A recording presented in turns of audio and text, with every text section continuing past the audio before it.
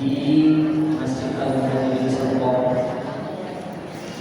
Mudah-mudahan pertemuan kita hari ini bukan cuma bertemu sesaat di masjid, tapi mudah-mudahan pertemuan kita hari ini bisa menjadi wasilah kita untuk bisa saling bersaksi dan saling mengamini surga Allah. Amin ya rabbal alamin.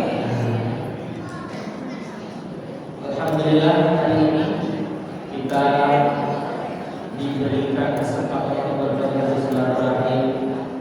Sebelumnya kenalan dulu ya, karena kata memang harus saya itu enggak harus kan. Memang kenal sama suami tetangga harus sayang itu bos sama kita. Kenal sama tetangga harus sayang itu sama tetangga. Tak kenal maka dulu. Sebentar ini pakai dalam kan ya Pak ya? Ini dalam ya Bu? Bukan di luar kan? Suaranya? Bukan kan? Kalau boleh request, boleh nggak di dalam aja dan di luar? Di dalam aja Pak. Saya orang pede kalau suara saya keseluruhan berubah. Takutnya ada bahasa yang sensitif. Orang-orang di luar tidak berselisih. Ya kalau boleh di dalam aja Pak.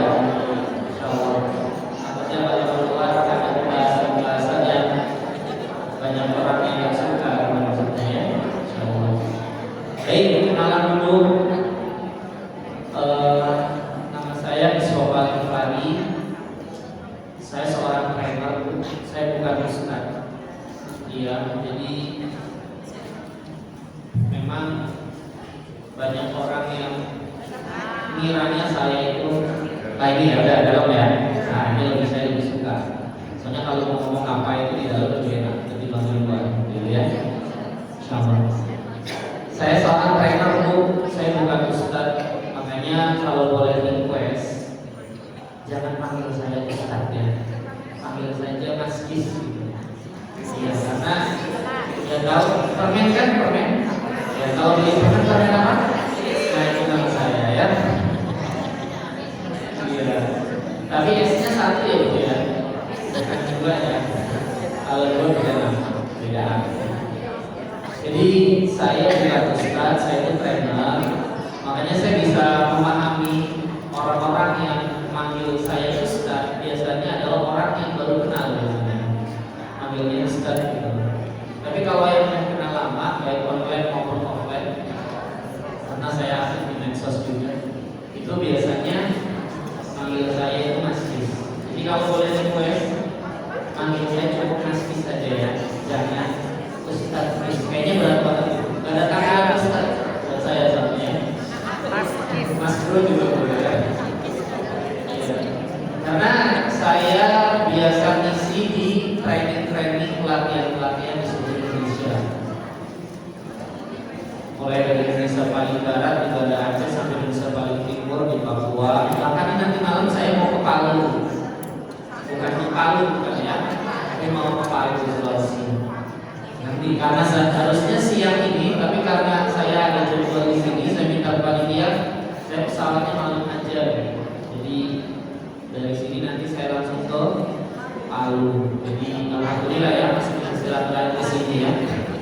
Karena kalau nggak pas itu kadang bentrok waktunya, gitu. Waktunya bentrok. Semalam juga saya ada isi juga. Jadi alhamdulillah saya diperkenankan sama Allah untuk keliling Indonesia, bahkan ke Singapura, isi pelatihan, isi training, isi seminar gitu ya. Adapun kadang di masjid kayak gini, kadang-kadang ada orang yang baru kenal itu ustaz kayaknya nih, dipanggil pengajian kayaknya bagus tuh kayak gitu. Ya Allah, berat banget bagi saya ya. Padahal mas saya itu saya bukan ustaz, tapi nggak kepala ya. Insyaallah kita sama-sama belajar. Karena dimanapun kita tetap belajar. Saya biasa ngisi training itu Bu, itu kurang lebih 10 jam. Mulai dari jam 8 pagi sampai maghrib biasanya saya sendirian. Makanya saya mau ngomong di sini nih. Saya mau nantang nih. Kita mau ngomong sampai jam berapa nih?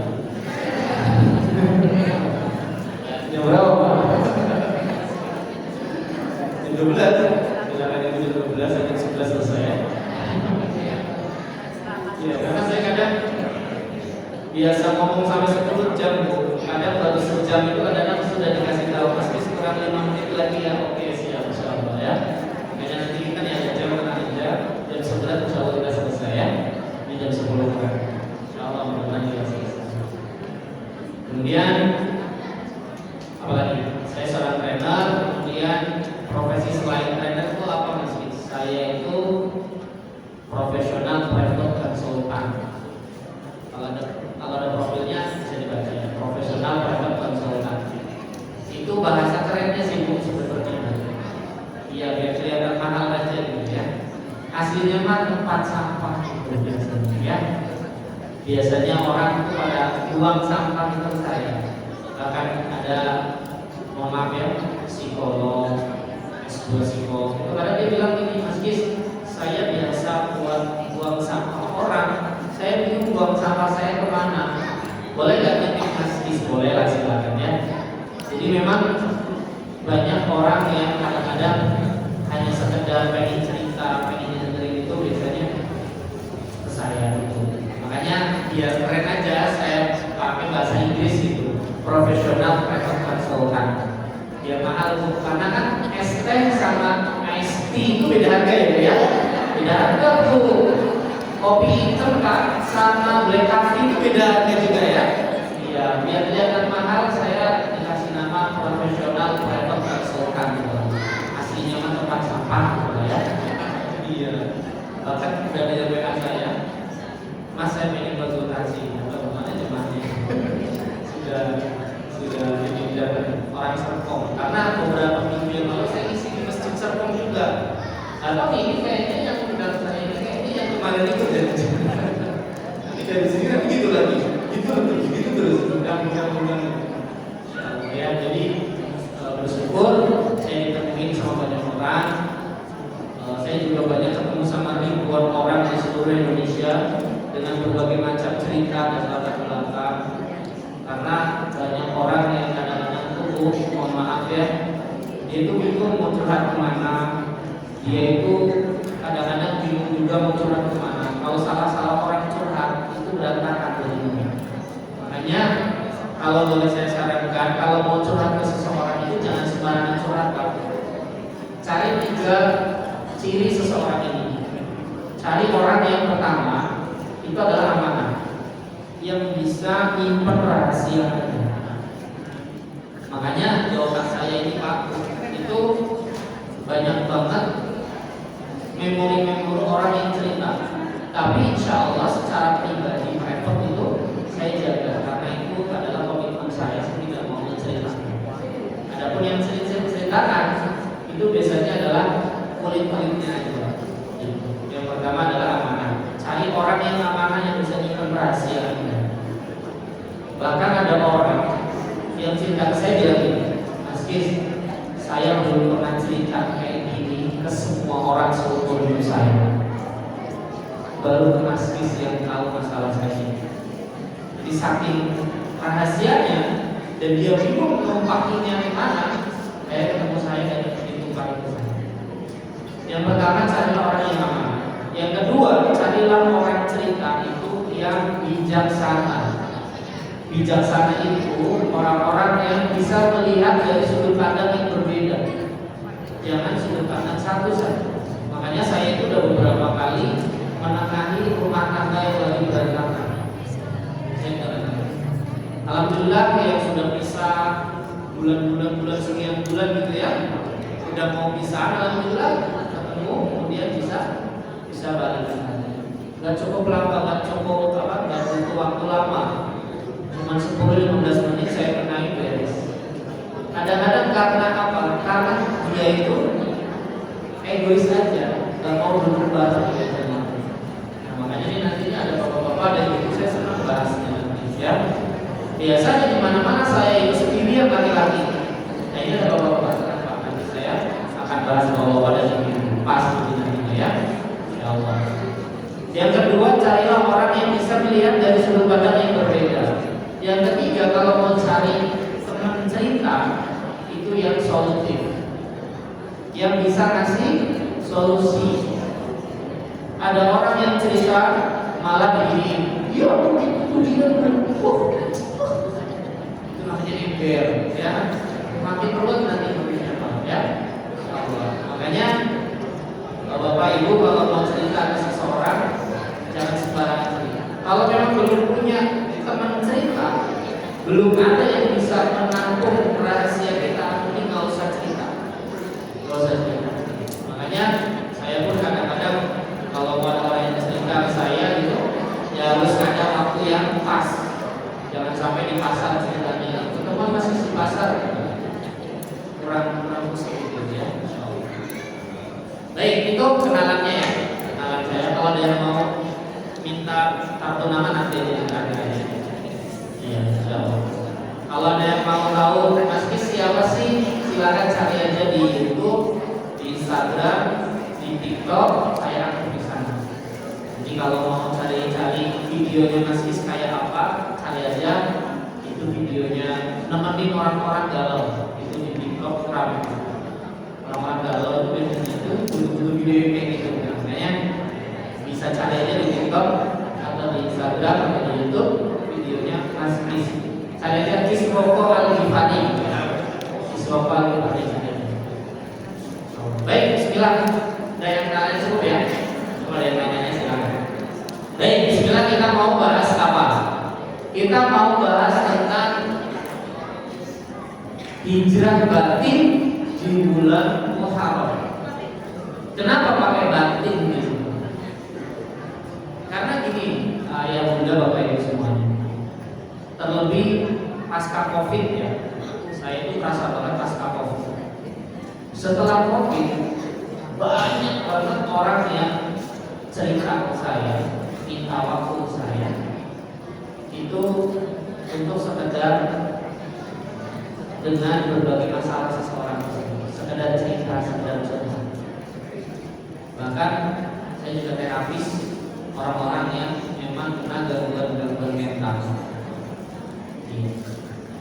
Jadi ada orang-orang yang sampai depresi gitu. Nah, ketemunya saya terapis sekali. Makanya setelah Covid itu banyak banget orang-orang yang bahasa, kalau Bapak Ibu sering lihat di TikTok gitu ya, itu luka batin. Pernah dengar nggak luka batin? Sakit hati, dendam. Nah itu tuh makanan saya lihat itu. Orang-orang yang menyimpan rasa dendam, menyimpan rasa sakit hati, itu akhirnya dipendam sama dia, akhirnya membuat dirinya itu sakit hati dan sakit fisik lah. Sakit fisik itu macam-macam, mulai dari mungkin, mohon maaf ya, gak bisa tidurnya malam, bahkan pagi, atau sampai mohon maaf stroke. Itu saya banyak tangani. Makanya orang-orang yang luka batinnya ini, makanya temanya saya bilang temanya ada batinnya. Jadi kenapa? Apa sih Mas luka batin itu sih Mas? Luka batin itu adalah gini, kejadian-kejadian atau kondisi masa lalu yang membuat dirinya terluka hatinya. Itulah luka batin. Jadi kejadian-kejadian di masa lalu yang membuat dirinya itu terluka hatinya, akhirnya apa? Menjalani kehidupannya itu sulit untuk bisa merasakan kebahagiaan, sulit mendapatkan bahagia. Kenapa? Karena dia terikat kenangan-kenangan di masa lalunya. Nah, maksud saya korelasinya dengan Muharram ini di tahun baru ini, saya pengen mengajak ayo bunda semua, ayo move on yuk, paham ya?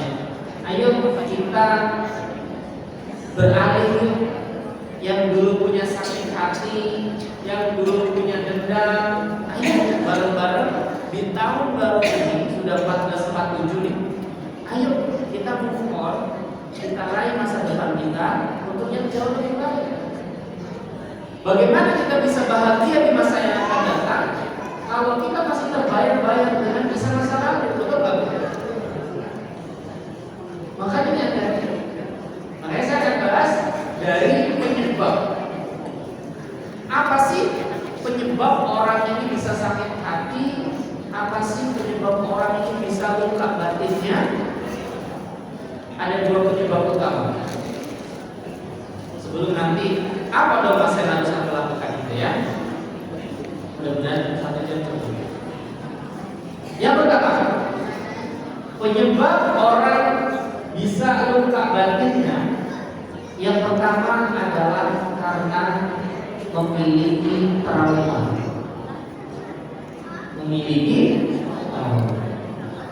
Jangan salah. Orang-orang, mas, saya mau udah tua mas, saya mau udah kayak gitu, udah khatam, betul. Tapi orang-orang yang datang ke saya itu orang-orang yang lagi sakit. Banyak banget kalau saya ceritain satu-satu nggak bakalan selesai.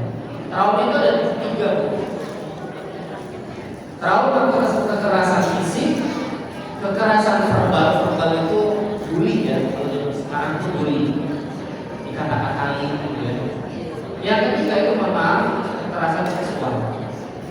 3-tiganya ini berdampak kepada kebahagiaan seseorang, berdampak pada masa depan seseorang, bahaya. Dan orang-orang yang datang ke saya bukan itu orang yang memiliki masalah itu. Adalah saya cerita ya, ada seseorang yang datang ke saya. Dia ini, mohon maaf, stroke sebelah, perempuan, stroke sebelah. Dia usianya 55 tahun. Berapa usianya? 55 tahun. Ini kesadaran.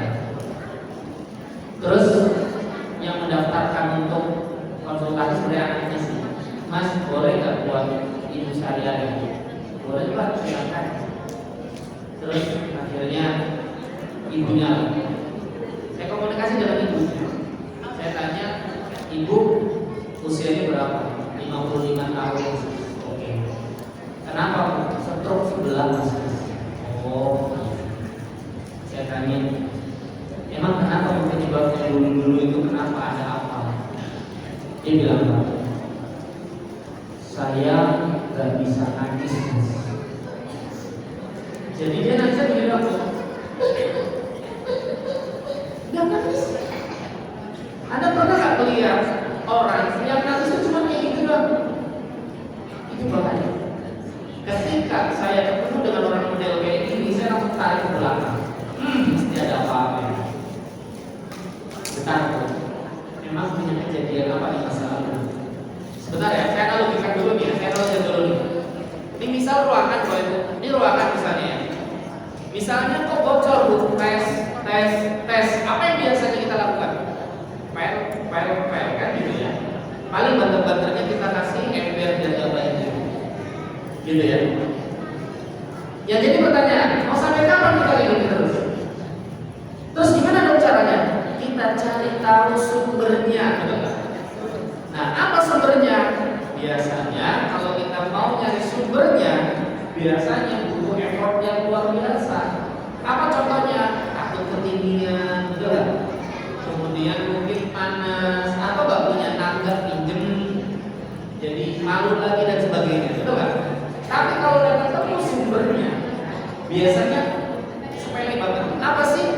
Oh, geteknya loh. Oh, harusnya solusinya gampang banget. Cuma naikin sebentar, kemudian diolesi pakai semen putih dan seterusnya. Terkadang Bapak Ibu, solusinya itu simpel banget. Makanya orang yang datang ke saya biasanya solusinya gampang, cuma taubat biasanya. Tak suruh taubat, Bu, taubat itu ya, perbaiki sholatnya itu ya. Itu solusinya itu biasanya. Nah, ketika kita tahu sumbernya, insya Allah bahwa itu akan beres. Sama, orang datang ke saya dengan berbagai macam masalahnya, saya akan cari tahu dulu sumbernya. Kenapa bisa kayak gini? Yang saya obati itu adalah sumbernya. Makanya ketika si ibu itu bilang saya stroke sebelah. Oke. Emang kenapa? Dia bilang saya itu gak bisa nangis mas. Saya langsung ada apa-apa. Bentar, boleh cerita nggak?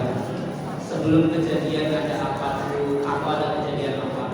Dia bilang, dulu mas, saya itu termasuk orang yang kena trauma, dibully dan sebagainya. Oh, Di usia berapa, Bu? Di usia saya 5 tahun. Berapa tahun yang lalu? 50 tahun yang lalu.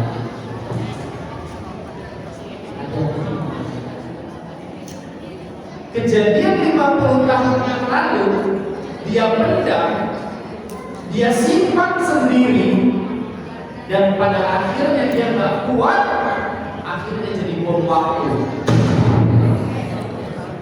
Atau ya, akhirnya menjadi bom waktu buat dia, yang akhirnya dia kasih. Makanya kalau Anda punya anak-anak yang masih kecil-kecil, ini mau cucu-cucu ya sekarang. Kalau saya anaknya masih kecil-kecil. Kalau anaknya masih kecil-kecil, kalau dia mau nangis jangan ditahan. Makanya kalau saya punya anak saya masih kecil-kecil, kalau dia udah mau nangis, saya suruh nangis. Kakak mau nangis, adik mau nangis, apa nangis aja. Paling 5 menit beres, dia capek, berhenti. Tapi coba, ada loh orang-orang yang kadang-kadang anaknya nih nangis, dicubitin sama dia, diam, diam. Ada yang suka kayak gitu di sini. Orangnya datang nggak? Oh enggak. Ya enggak, kan.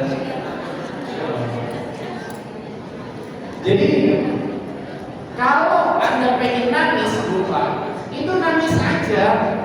Karena Anda ini manusia, bukan robot. Anda itu butuh nangis. Anda itu manusia, bukan robot. Makanya saya akan cari tahu penyebabnya apa. Ternyata dia memiliki trauma. Terapi alhamdulillah.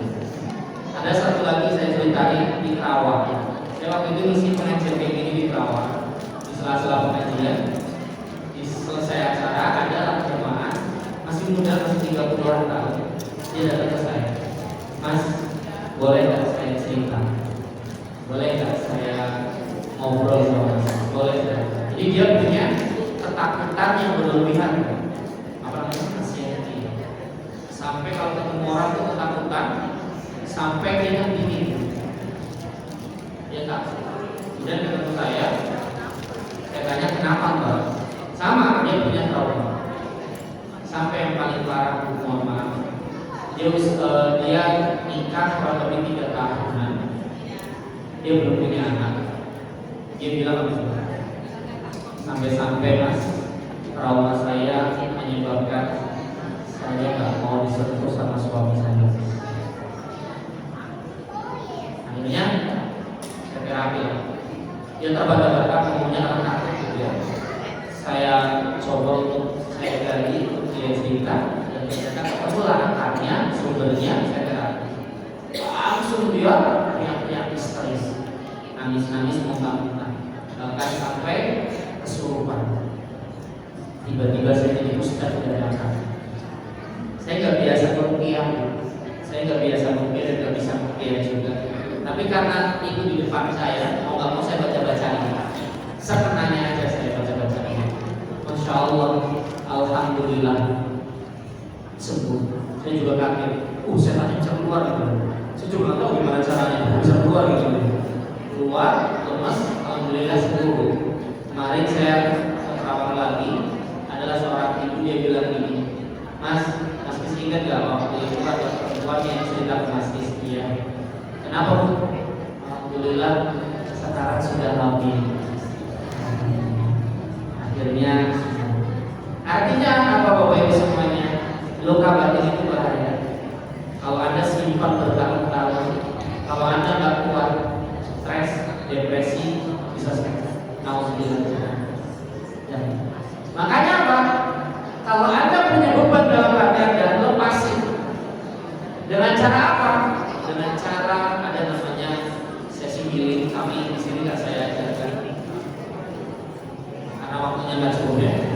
Jadi ada sesi healing dan itu yang bisa melegakan, minimal dia itu legaan, minimal dia itu tenang, insyaallah ya. Itu yang pertama. Penyebab dia memiliki luka batin, yang pertama dia memiliki trauma di masa. Yang kedua, penyebab orang punya luka batin. Yang kedua itu adalah hubungan rumah tangga. Maksudnya gimana Mas? Gini, rumah tangga itu adalah pertama kali atau gerbang pertama kali atau tempat pertama kali untuk seseorang bisa merasakan kebahagiaan, dan tempat pertama kali seseorang merasakan kesengsaraan. Setuju nggak? Rumah itu adalah tempat pertama ketika Anda bisa merasakan bahagia, betul nggak? Anda akan bahagia itu ketika pertama kali lihat orang-orang yang Anda sayang itu, Anda akan bahagia pertama kali dari rumah. Dan sebaliknya,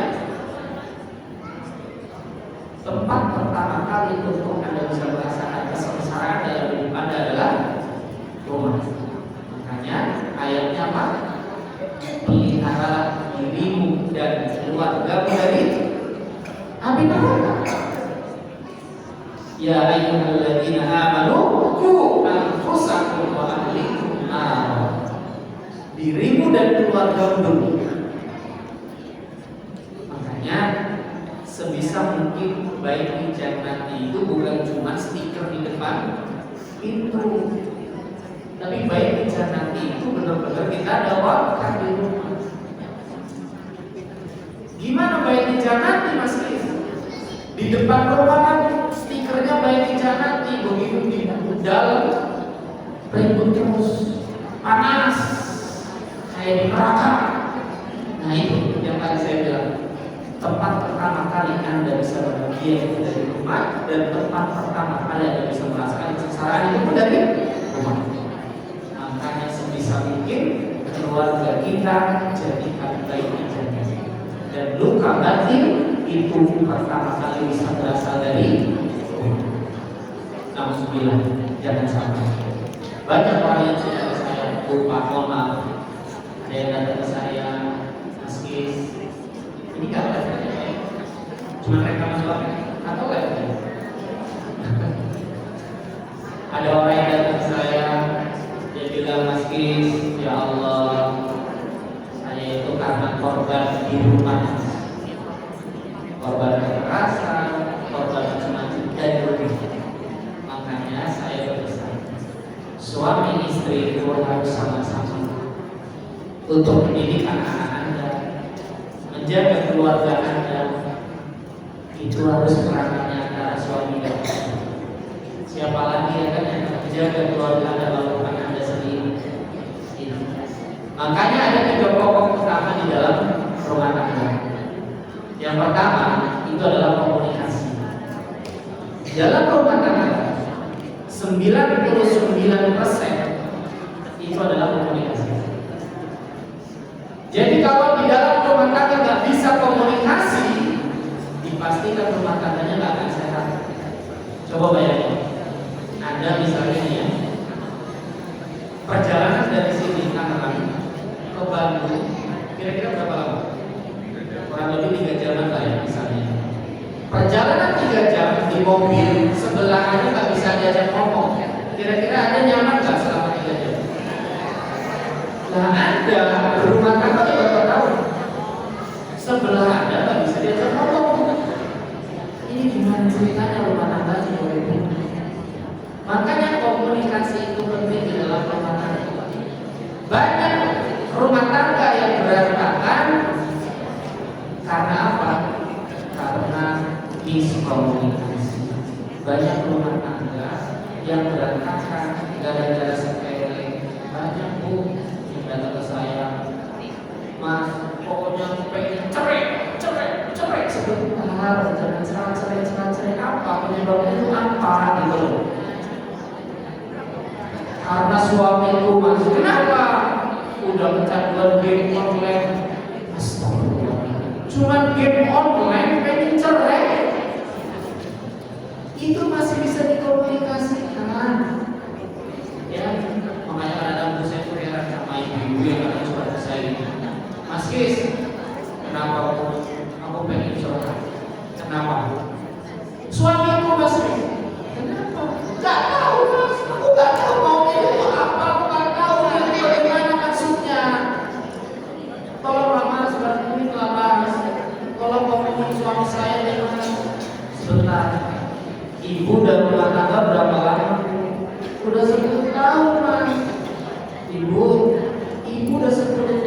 tidur bareng tiap hari aja nggak tahu maksudnya suami Anda, apalagi saya nggak tahu.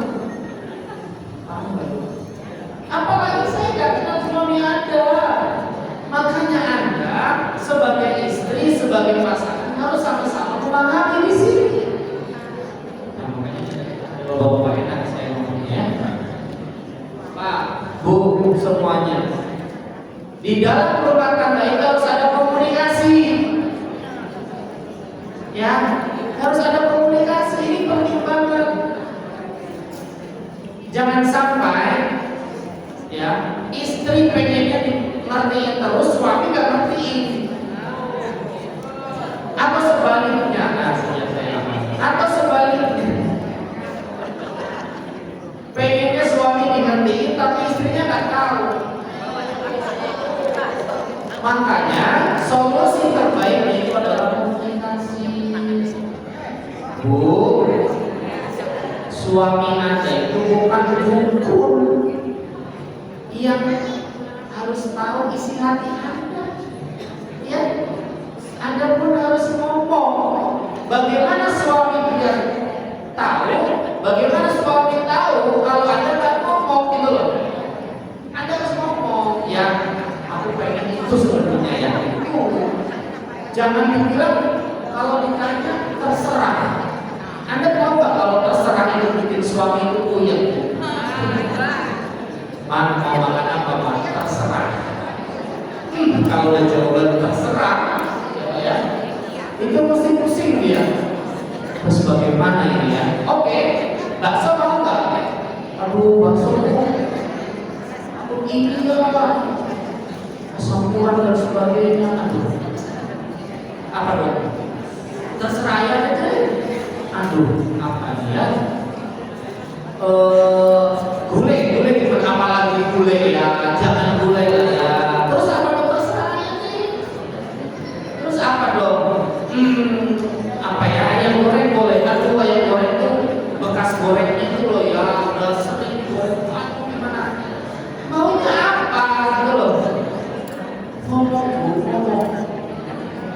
Makanya ini komunikasi itu penting di dalam rumah tangga. Jangan sampai diem gitu ya. Kadang-kadang tuh kayak gitu aku. Ya, aku mau kondangan nih ya, aku mau pengajian ya. Bagusnya pakai yang warna apa ya? Yang kuning, yang biru atau yang hitam ya? Itu kan? Gimana ya Bu ya? Kayaknya bagusan yang hitam deh Bu, biar agak kalem gitu.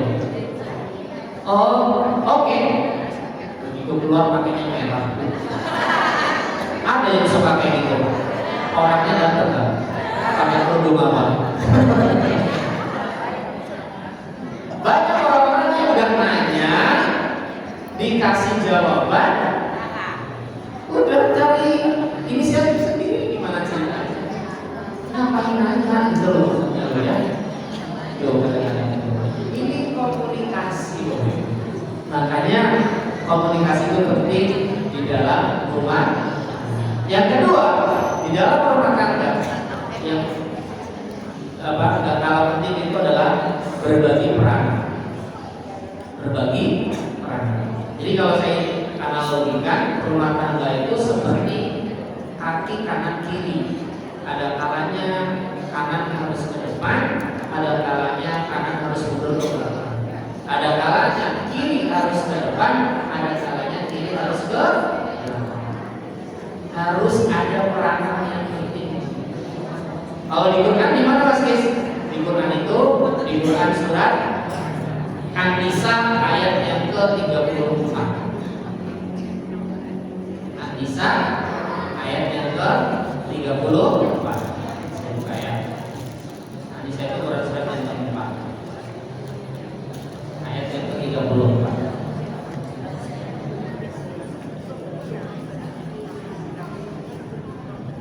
A'udzubillahi minasyaitonir rajim. Bismillahirrahmanirrahim. Ar-rijalu qawwamuna 'alan nisa. Lelaki itu atau suami itu pelindung bagi perempuan atau istri. Karena Allah telah melebihkan sebagian dari mereka laki-laki atau sebagian dan yang lain itu perempuan. Dan karena mereka laki-laki telah memberikan nafkah suami itu adalah mencari nafkah. Ya yang ini ya. Tugas suami itu adalah memberikan nafkah. Itu tugas suami. Sedangkan tugas istri apa? Maka perempuan yang soleh adalah mereka yang taat kepada Allah dan menjaga diri ketika suaminya tidak ada. Tugas seorang istri itu adalah taat sama Allah, taat sama suami. Itu tugas istri. Jadi tugas istri itu itu bukan masak. Tugas istri itu bukan nyuci. Betul nggak Bu? Tugas istri itu bukan masak, bukan nyuci, bukan apa lagi ya? Itulah ya, bukan ngepel.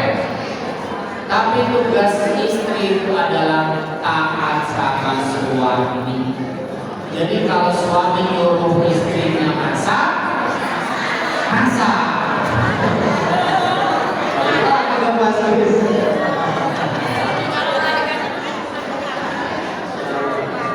Karena di Quran gak suruh masak tuh. Istri tuh gak suruh masak. Suruh apa? Taat sama suami. Nah, iya. Itu nanti. Jadi harus ada peranan di antara suami dan istri. Kalau tidak ada peranan Bapak Ibu, dipastikan deh mesti rumah tangganya akan berantem. Makanya nih ya Mas, saya juga berbagi peran tuh Mas sama suami saya sama istri saya. Emang apa? Jadi bagi-bagi tugas kita Mas. Apa?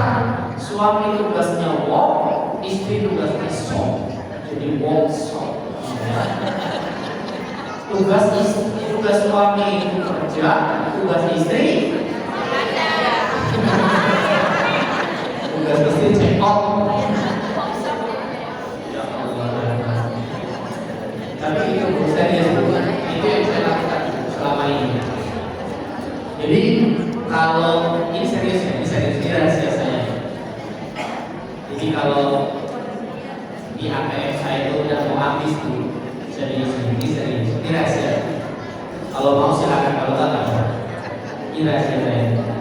Jadi kalau di ATM saya sudah tinggal 200.000 gitu ya, 300.000. Yang saya lakukan apa coba? Justru malah yang saya lakukan itu adalah saya ambil uang itu, kemudian saya bawa istri dan anak-anak saya untuk pergi makan kali ya. Serius, ini serius, bukan bercanda. Benar. Kenapa? Karena buat saya membahagiakan istri itu dan membahagiakan anak itu buat saya adalah untuk kapitulan. Ya. Serius itu. Buat saya salah satu cara untuk membuka pintu langit rezeki saya itu adalah dengan membahagiakan anak dan istri. Satu lagi orang tua. Ada 3. Kalau Anda pengen rezekinya lancar, ini 3 kuncinya. Orang tua, pasangan, anak. Ini aja Anda pegang. Alhamdulillah. Saya tak pernah kelaparan sampai sekarang. Saya nggak punya penghasilan tetap. Saya nggak kerja di mana gitu. Saya nggak punya penghasilan tetap. Tapi alhamdulillah saya tetap berpenghasilan. Anak saya 3, sekolahnya di swasta semua, di sekolah IT semua. Tahu sendiri kan zaman sekarang itu luar biasa IT. Alhamdulillah nggak pernah kekurangan. Makanya prinsip saya cuma satu. Ketika saya bisa bahagiakan 3 ini, orang tua, pasangan, dan anak, insya Allah saya akan lancar. Makanya kalau kok kayaknya nih, serius tuh, kalau kok kayaknya bulan ini lagi kayak stres banget rezekinya, saya cuma nanya gini ke istri saya, emang kamu gak cepat-cepat ya? Kok kayaknya stres banget gitu? Saya suruh check up banget. Kenapa? Karena buat saya justru malah ketika saya membahagiakan mereka, itu justru malah bisa mendatangkan rezeki itu. Makanya berbagi peran itu penting. Iya mas, suami saya walk, istri saya sok, jadi walk sok. Gak apa-apa ya, insyaallah ya. Yang penting itu bantu keluarga nggak apa-apa rezekinya insyaallah. Makanya nih ya Bapak, harus ada berbagi peranan di dalam rumah tangga, katanya penting.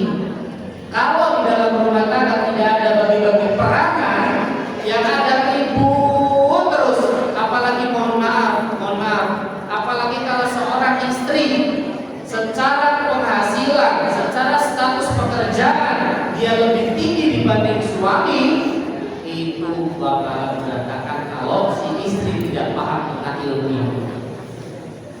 Makanya ini rahasia ya, Bu, rahasia ya. Kalau Anda nggak boleh dikasih tahu saya. Ini rahasia soalnya. Rahasia laki-laki. Seorang pemimpin, salah satu ciri seorang pemimpin itu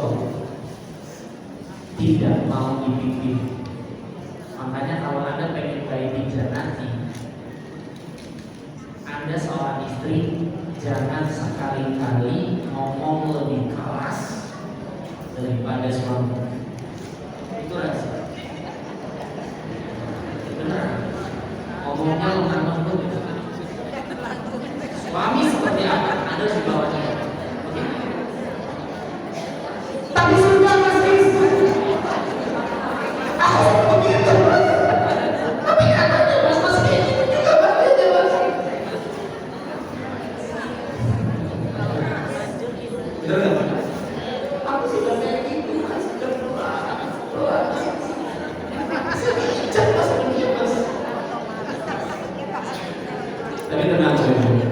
Kalau Anda ya ngomongnya lebih pelan dari suami Anda, insya Allah surga bukan. Makanya itu kadang-kadang saya tuh heran, kita itu harus sama-sama berbagi peranan, didik anak itu bareng-bareng. Ya. Istri anaknya apa? Oke, lemah lembut kepada suami. Insya Allah surga bukan. Rahasia kedua. Rahasia kedua.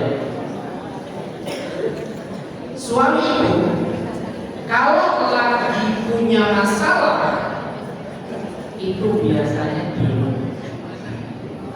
diem, nggak cerita. Karena laki-laki itu nggak cerita. Tahu stres. Anda sebagai perempuan, Anda sebagai istri, maka saran saya, ya, jangan jadi pahlawan kesiangan. Jadi kalau suami lagi pulang, diem di teras, ngopi, malam-malam liatin bintang, Anda gak usah nanya-nanya gini, ayah lagi kenapa? Ayah ada masalah apa? Nanti biasanya suaminya cuma diem, gak apa-apa. Katanya Anda tanya lagi, cerita dong sama saya. Gak apa-apa kan juga ada respon. Itu biasanya. Dan Anda jangan maksain kalau dia nggak mau cerita. Ayah cerita sih ya. Enggak, udah tenang aja kan. Ayah, kamu udah ketemu apa sih ya? Kamu udah ketemu kayak aku? Itu biasanya. Nanti suami Anda marah enggak? Terus gimana dong? Udah biarin aja. Biasanya dia kalau lagi punya masalah, nanti kalau udah beres,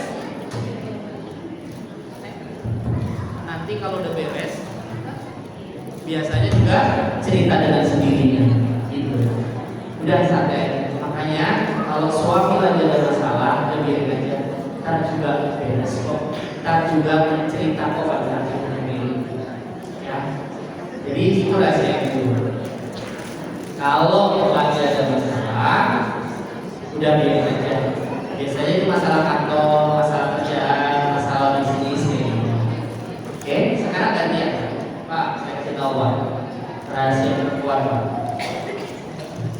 Rahasia perempuan itu Pak, kalau lagi ada masalah itu ngomong terus Pak. Jadi saat saya Pak sebagai laki-laki, kalau perempuan lagi ada masalah, tolong Pak, diam. Oke Pak, diam. Kenapa? Nanti biasanya kalau udah ngomong 20.000 kata itu diam Pak. Jadi kalau kuotanya belum selesai Pak, dia akan ngomong terus Pak. Tugas Anda sebagai laki-laki, tolong Pak pasang telinga 2, tolong pasang telinga 2, ya, dan mulutnya diam Pak, nggak usah jawab Pak, ya. Kalau jawab nanti berantakan, ya. Meskipun Anda benar Pak, meskipun Anda benar, Anda nggak usah membela diri, ya. Udah diam aja, dia aja ya Pak, ya. Soalnya hati-hati Pak, kalau Anda jawab sepatah kata Pak, tepung serba guna jadi berubah jadi tepung serba salah Pak. Makanya mending Anda diem deh Pak, ya. Kalau istri lagi ngomel Pak, mending iyain aja Pak, iya gitu, nggak apa-apa. Nanti kalau dia udah reda Pak, ya, bapak-bapak di sebelah sini ya. Gimana? Nanti kalau istrinya udah reda, suaranya udah pelan, baru ada kesempatan Anda masuk, baru masuk di sini. Jangan di sini lagi ngomong Pak, Anda menjawab Pak. Ini berantakan hubungan. Nah, disinilah berbagi peranan. Jadi harus ada peranan. Kalau istri lagi kayak apa, suami harus seperti apa. Gitu. Mendidik anak sama, mendidik anak juga harus sama-sama. Makanya kalau urusan sekolah gitu Pak, kalau urusannya sama mama silahkan istri saya. Tapi kalau udah urusan sama ngambil rapor gitu ya, urusan sama sekolah dan sebagainya, saya. Makanya harus ada bagi-bagi perannya. Makanya saya kadang ada orang gitu ya, ada orang yang ngomong kayak gini, enaknya jadi laki-laki gitu doang. Hei Bu, gak gitu doang juga Bu. Tugas suami itu berat. Coba nih, tugas istri cukup taat sama Allah dan sama laki-laki, sama suami, masuk surga insya Allah. Tapi kalau tugas suami berat, kalau mau masuk surga ditanya dulu sama Allah, sebentar kamu masuk surga, istrimu bagaimana, udah dididik kamu belum itu? Laki-laki kalau mau masuk surga ditanya dulu sama Allah, suami istrimu bagaimana? Iya Allah. Sebentar. Oh, laki-laki. Mau masuk surga lagi, tanya lagi. Saudara perempuanmu bagaimana? Betul. Kamu jawab siapa? Siapa lagi? Ibumu bagaimana? Tuh, kamu siapa? Laki-laki. Jadi tugas laki-laki udah gitu doang Bu. Berat ya sekalian. Laki-laki tanggung jawabnya berat luar biasa. Makanya sama-sama. Makanya nih kalau ada orang yang cerai sebentar. Kenapa? Patokan saya itu ini. Ada juga istrinya Fir'aun. Siapa? Asia. Itu belum pernah dengar saya dari riwayat atau kisah cerita istrinya Fir'aun menggugat cerai Fir'aun itu nggak pernah. Kenapa? Karena si Asia ini melihat di diri Fir'aun ini ada pintu surga.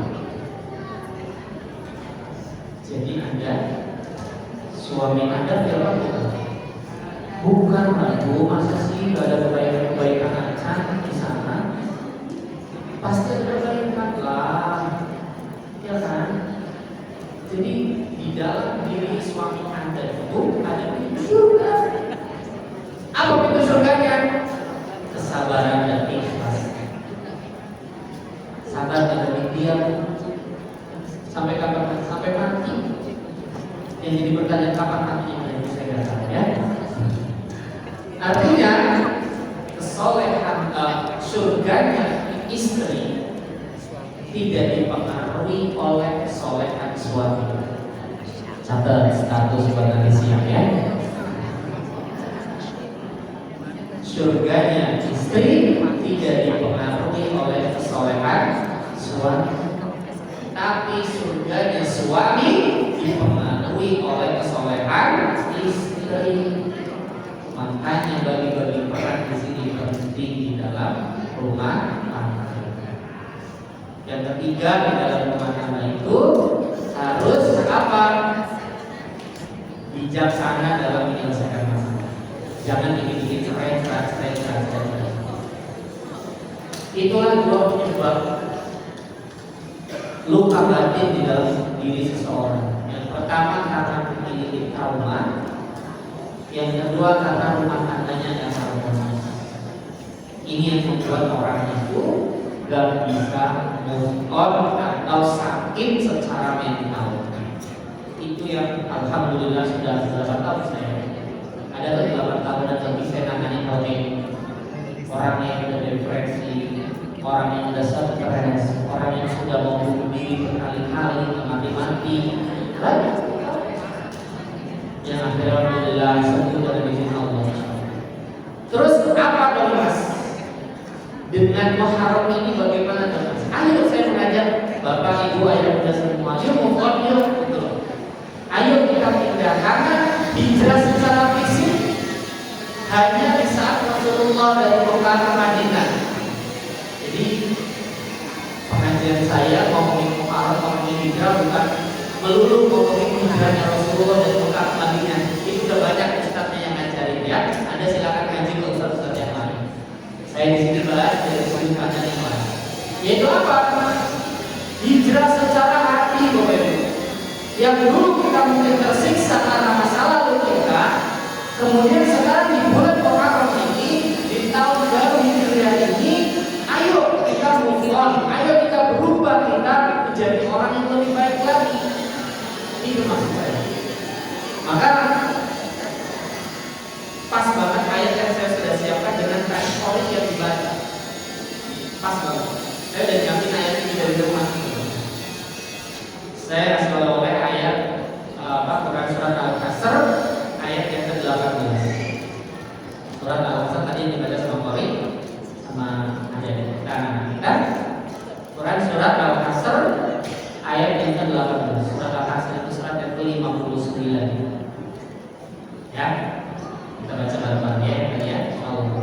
A'udzubillahi minasyaitonir rajim. Ya ayyuhalladzina amanu taqullaha wal tanzur nafsum ma qaddamat lighad. Wattaqullaha innallaha khabirun bima ta'malun. Di tahun baru Hijriah ini Bapak Ibu, ayah bunda semua, luka-luka batin di masa lalu sudah. Yang belum dimaafkan ayo maafkan. Yang belum kita kritis, kita buang jauh-jauh. Rasa sakit, rasa dendam itu kita buang jauh. Terus apa dong mas kisah? Yuk kita balik ayat tersebut. Di Quran surat Al-Asr ayat 18. Ya ayyuhalladzina amanu, wahai orang yang beriman. Apa itu? Ittaqullah, bertakwalah kepada Allah, wa tanzur nafsum ma qaddamat lighad. Jadi di sini ada beberapa pesan dari ayat tersebut. Yang dipanggil sama Allah siapa? Orang yang beriman. Jadi kalau Anda merasa orang yang beriman, harus merasa terpanggil. Karena di sini ya di sini nih. Kalau belajar nausorof bahasa Arab yang dalam, itu pengertiannya di sini adalah panggilan pada pribadi seseorang, baik jauh maupun dekat. Jadi woi, hai, tapi buat siapapun yang merasa terpanggil. Contoh, kalau di bandara itu kan dia punya tiket mau kemana tujuannya, mesti memperhatikan panggilan, betul kan? Misalnya kita mau ke Makassar, bagi penumpang yang menuju Makassar dengan penerbangan ini merasa terpanggil nggak? Merasa terpanggil. maka harus ada di gap ini. Sama di sini ya ayuha. Kalau saya belajar dari surah Hidayat itu, wahai orang-orang yang beriman, itu ditujukan kepada kita secara pribadi dimanapun berada, lagi ngapain. Kalau kita merasa beriman harusnya terpanggil, itu makanya. Kayak contohnya, ya ayyuhalladzina amanu kutiba alaikumusiyam. Orang yang beriman dipanggil sama Allah tuh siang berpuasa. Nah di sini orang-orang yang beriman ciri-cirinya apa sih? Quran surat Al-Anfal ayat yang kedua. Ciri-ciri orang yang beriman di situ adalah yang ketika dipanggil nama Allah dia merasa bergetar hati. Ketika ada panggilan Allah, ya Allah, dalam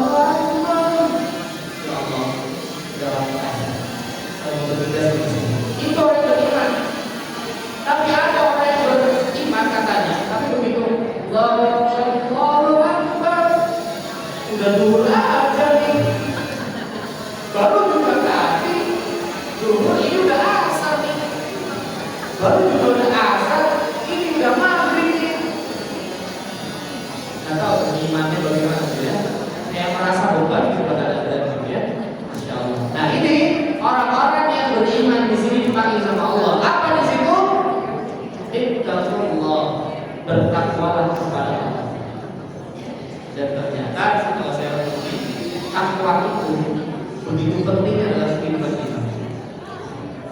Jadi orang-orang yang sedang merasa beban hatinya lagi hancur hatinya, beban hatinya berat, beban hidupnya berat, kata Allah, ittaqullah, bertakwalah kepada Allah. Jadi kalau boleh saya berpesan Bapak Ibu dan kita semua di bulan Muharram ini, tahun Hijrah ini, yang pertama yaitu tingkatkan ketakwaan kita kepada Allah. Satu, tingkatkan ketakwaan kepada Allah. Takwa ini bukan sekedar kata-kata takwa, Bu. Kalau ada orang di bapak-bapak yang setiap hari Jumatan, di dalam khutbah Jumat, ya, ajakan untuk mengingatkan takwa itu menjadi sebuah syarat sahnya khutbah Jumat. Berarti penting gak kira-kira peringatan takwa? Penting. Dan itu menjadi syarat. Kalau khutbah gak ada ittaqullah, gak ada ajakan untuk bertakwa, gak sah Jumatannya. Tuh sepenting ini takwa itu. Bahkan di Quran surat yang lain, takwa itu bisa menyelesaikan atau membuka pintu rezeki. Takwa bisa menyelesaikan segala masalah hidup kita, bisa menghadirkan rezeki min haitsu la yahtasib, dari arah-arah yang tidak diduga. Pentingnya takwa. Makanya di tahun baru Hijriah ini, udahlah, ayo tambah takwa. Kalau saya boleh ngomong, mohon maaf, di sini kayaknya sebagian besar mungkin 80% mungkin usianya sudah maghrib ya. Iya kan. Maghrib sih masih. Jamat Isya, maghrib. Kita jadi gimana? Sudah sejarah ya. Iya, udah lewat semua lah ya. Artinya apa? Kita mau nyari apa lagi sih gitu loh? Mau nyari apa lagi sih? Kemarin saya dipanggil diundang di pengajian ibu-ibu, tapi di daerah Jaksel tuh, di daerah Radio Dali, Juno lah ya, daerah sini itu orang-orang kaya-raya gitu lah ya. Bahkan ada yang tertentu pulang dari negeri, itu melengkapi di luar negeri. Ternyata malah secara harta dia gak kurang-kurang tuh, secara anak udah sukses semua. Tapi Masya Allah ketika saya ngomongin tentang kematian, tentang akhirat, dia kayak terpukul, kayak merasa, ya Allah mas, saya usianya udah 70 dan 70 mas, tapi tentang kayak gini saya gak kepikiran mas. Makanya saya ini satu diantara kita, mati itu tidak perlu tua, mati kan harus tua, gak harus tua siapapun. kehendak Allah mati. Makanya pesan saya, satu, di tahun baru Hijriah ini yuk dengan apa? Kita perbaiki takwa ini, mendekatkan diri kepada Allah. Rajin-rajinlah datang ke majelis taklim. Mau ngapain lagi sih Bu? Ya Allah, rambut udah putih, ya, cucu udah pada kuliah, terus masih masang apa gitu ya Allah, masih tiktok kanan itu malu lah Bu sama usia Bu, malu. Saya aktif di tiktok tapi saya nggak bisa begini Bu, saya nggak bisa begini, saya nggak bisa gimana serius Pak, serius sampai sekarang saya nggak bisa bikin video begini Bu, serius. Gimana sih bikin video yang bisa kayak gitu, saya tidak bisa. Ya, ayo ya. Yang kedua, pesan saya yang kedua di tahun baru Hijriah ini, saya tinggal 10 menit. Wal tandur nafsu ma qaddamat yaitu apa?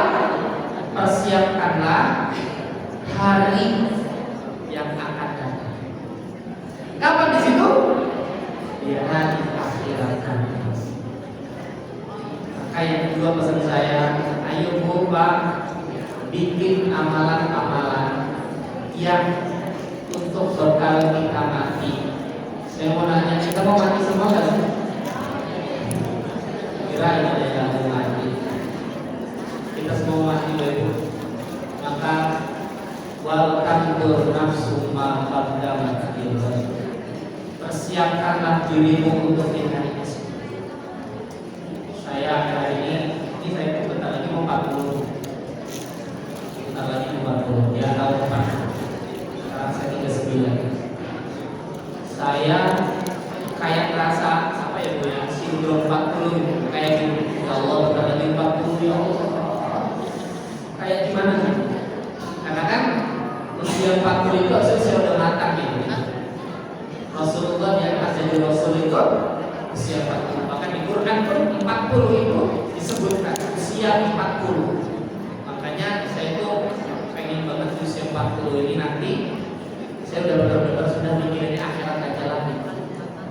Kan kalau zaman sekarang kayak saya di usia saya kan masih berjuang untuk anak sekolah. Kalau Anda kan udah mikirin anak sekolah kan. Kalau saya masih berjuang anak sekolah. Cuma udah mikirin pepes ya maksudnya. Anak saya paling kecil itu udah besok TK. Dia lagi berjuang anak sekolah. Alhamdulillah sih udah nggak kontrak, itu aja sih udah bisa beli rumah atau gini.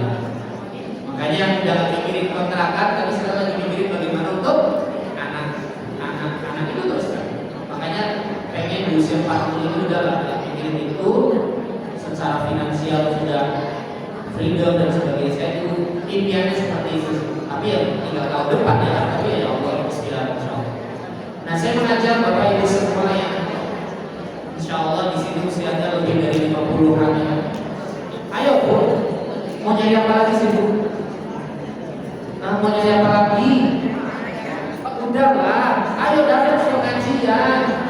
Ayo datang ke pengajian, ngaji, ramein masjid. Mau ngapain lagi? Hah? Mau apa lagi? Kemarin saya ke lapangan itu. Saya lihat orang tua saya. Ya Allah, sedih. Kok mati tua ya? Ya Allah, benar-benar dirasa kondisi. Hanya itu Pak, sama-sama kita bahkan bernafsu ma'abdaman. Jadi kalau kajian saya itu nggak banyak tentang ayat, saya cuma bahas satu ayat, cuma bisa sampai sejam gitu saya bahas. Jadi satu ayat ya saya bahas. Oke. Pesan saya yang kedua adalah sebagai apa? Persiapkan untuk masa wattaqullah, diulangi lagi sama Allah di sini. Jadi kalau ada ayat yang sama mirip di satu ayat, ya ada satu kalimat yang mirip di satu ayat atau di satu surat, itu bukan diulangi maksudnya. Kayak contohnya, "Fabi ayyi ala'i rabbikuma tukadziban." 30 sekian, 31 atau 33. Itu bukan diulangi bukan. Tapi kalimat yang kedua dan seterusnya itu adalah menguatkan kalimat sebelumnya. Itu maksudnya. Contoh, ada pengajian di Masjid Al-Muhajirin yang akan datang, yang akan isi adalah maskis. Itu informasi. Ada flyernya misalnya, di-share di grup. Tapi Anda yakin nggak kalau acaranya akan berjalan? Belum. Kenapa? Belum diyakinkan. Nanti biasanya ada penguatan keduanya kalimatnya. Alhamdulillah, maskis sudah hadir. Kira-kira yakin nggak bahwa acaranya akan jalan? Yakin. Kalimatnya mirip, itu artinya menguatkan kalimat sebelumnya. Sama di sini. Tadi di awal ada apa? Kata-kata apa? Ittaqullah, takwa. Dan di kalimat berikutnya wattaqullah, dikuatkan lagi, disuruh apa kita? Bertakwa. Itulah saya bilang dari awal, takwa itu sangatlah penting, bahkan sampai menjadi syarat sahnya sholat Jumat. Khotib tidak sah kalau dia tidak mengajak pada ketakwaan kepada Allah. Makanya di ayat ini pun kata takwa ada dua, ittaqullah dan wattaqullah, bertakwalah kepada. Maka pesan saya yang ketiga adalah bertakwa lagi kepada Allah. Perbarui takwa kita. Innallaha khabirun bima ta'malun. Allah Maha teliti terhadap apa yang kamu kerjakan. Artinya Bapak Ibu yang sudah semuanya, tahun baru yang harus benar-benar beda dari tahun yang lalu. Ayo kita harus sehat, sehat mental, sehat fisik, sehat hati. Hijrah yang tadinya luka batin yang terlalu berat, punya trauma di masa lalu yang luar biasa. Ayo sekarang kita move on. Sekarang kita harus benar-benar bisa menjadi orang yang jauh lebih baik, menjadi orang yang bertakwa, dan kita sudah hitung-hitungan sampai akhirat. Karena lupa maaf, di akhirat itu nanti selama-lamanya. Sampai kapan Mas kita bersoal? Sampai kapan kita tahu? Kalau di surga, alhamdulillah. Kalau di neraka itu alhamdulillah. Makanya, ayo. Dunia ini sangat sempit, Bapak. Dunia ini sangat hina. Kalau hidup kita hanya untuk mencari dunia, Bapak, alhamdulillah, terlalu hina dunia ini. Kehidupan kita sebenarnya bukan di dunia, tapi kehidupan sesungguhnya itu adalah di akhirat. Makanya saya berharap Bapak Ibu, ayah bunda, saya semuanya, ayo persiapkan untuk akhirat. Karena di dunia ini tidak ada yang serius. Dunia ini hanya bercandaan. Dunia ini hanya permainan, hanya sedang gurau. Di Quran surat 57 ayat yang ke-20. Bahwa dunia ini hanyalah sedang gurau. Semuanya cuma main-main. Yang sebenarnya itu adalah di akhirat. Jadi kalau Anda hanya mempersiapkan untuk pensiun Anda hanya bisa mempersiapkan untuk anak-anak cucu Anda saja di dunia, Anda rugi. Wal 'asr innal insana lafi khusr. Kita diciptakan di dunia ini dalam kondisi yang rugi, illa kecuali orang-orang yang beramal soleh, kemudian dia saling menasihati dalam kebaikan. Dan inilah yang saya lakukan ini, saling menasihati dalam kebaikan. Inilah yang saya lakukan dalam amal yang rugi kehidupan. Mudah-mudahan Bapak Ibu yang sudah semua, pertemuan kita hari ini tidak lain adalah semata-mata agar kita bisa kumpul di akhirat. Amin ya rabbal alamin. Terima kasih Bapak Ibu semua atas kebersamaan. Kira-kira ada manfaatnya kan?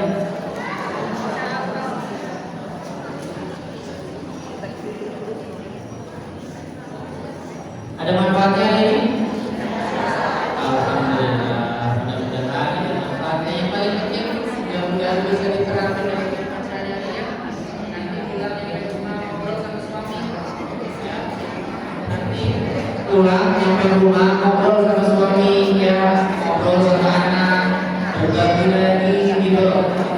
di rumah, insya Allah jadi baik dan hati insya Allah.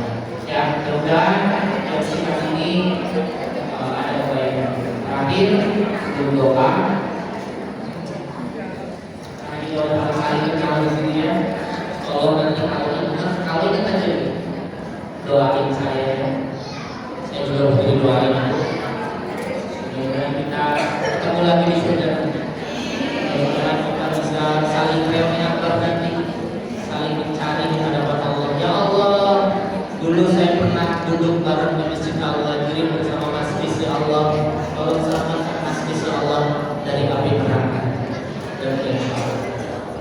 Akhir, boleh nggak saya kesini lagi? Mudah-mudahan Allah mempertemukan kita di kondisi yang lebih baik lagi. Barakallahu fikum. Kita selalu kita doa bareng-bareng. Mudah-mudahan pertemuan kita di sini diridhoi oleh Allah Subhanahu wa taala. Terima kasih buat para panitia semua yang sudah memfasilitasi saya di sini. DKM, Pak Haji, Pak RT, Pak RW, dari pihak kelurahan, pembina, semuanya yang tidak bisa saya sebutkan satu-satu. Insya Allah tidak ada sia-sia di hadapan Allah. Semuanya nanti ada hitungannya di sisi Allah Subhanahu wa taala. Insyaallah. Al-Fatihah.